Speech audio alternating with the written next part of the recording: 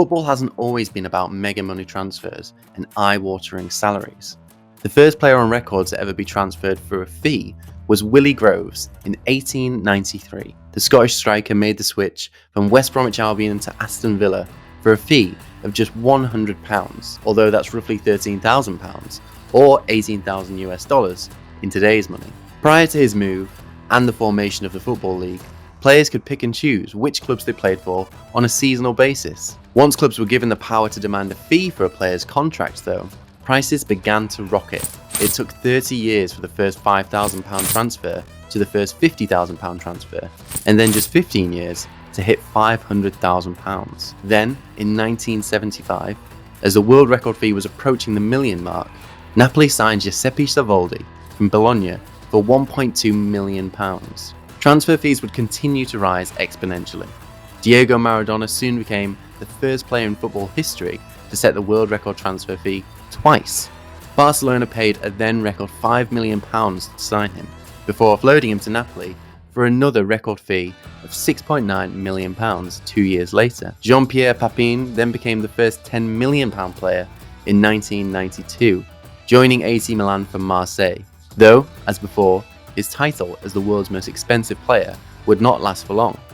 A young Ronaldo demanded two record fees in 96 and 97, either side of Alan Shearer's world record £15 million switch to Newcastle United.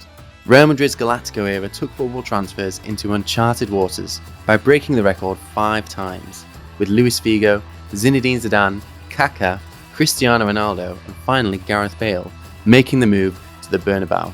Madrid had a stranglehold on the market, and it was widely accepted that they could have any player that they wanted.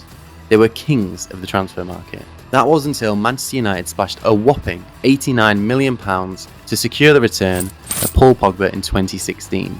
With transfers now inflated well into the €100 million bracket, many predicted a collapse. Neymar's colossal transfer from Barcelona to Paris Saint-Germain only made matters worse. At £198 million, or €222 million, the Brazilian shattered the record transfer fee.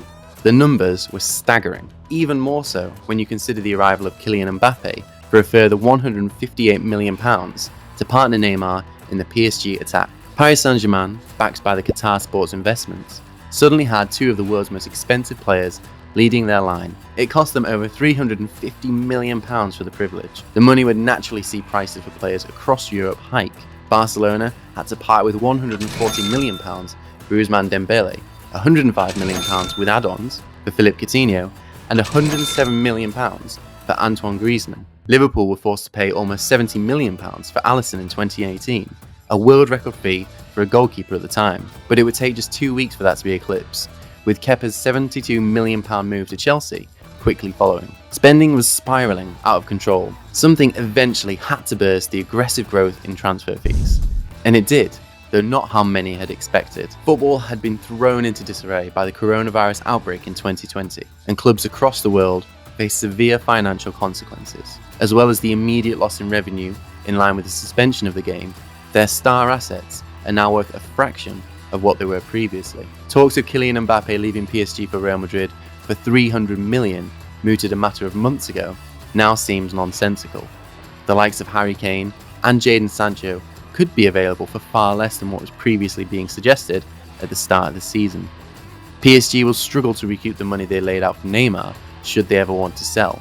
But have we really seen the end of game's absurd spending?